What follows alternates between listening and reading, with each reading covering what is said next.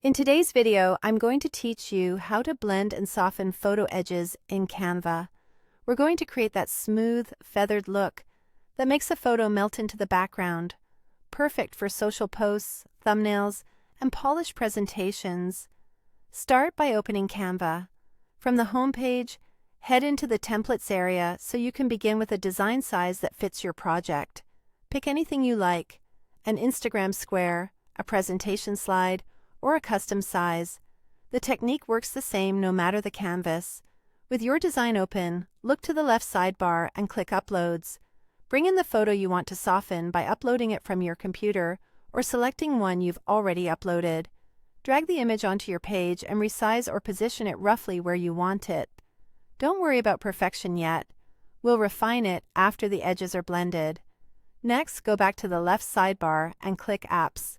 This is where Canva hides a lot of powerful tools. In the search bar at the top of Apps, type Image Blender.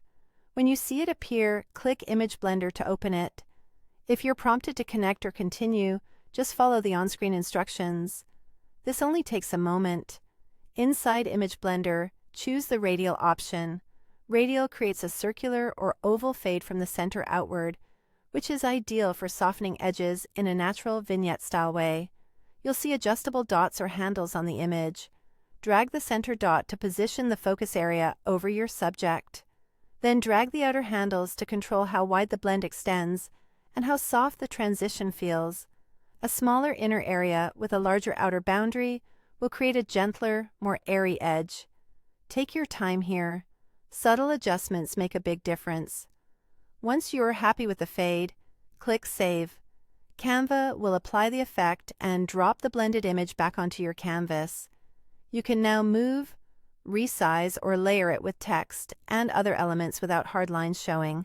To finish, click the background of your design and change the background color. Pick a shade that complements your image, or use a neutral tone to make the blend look seamless.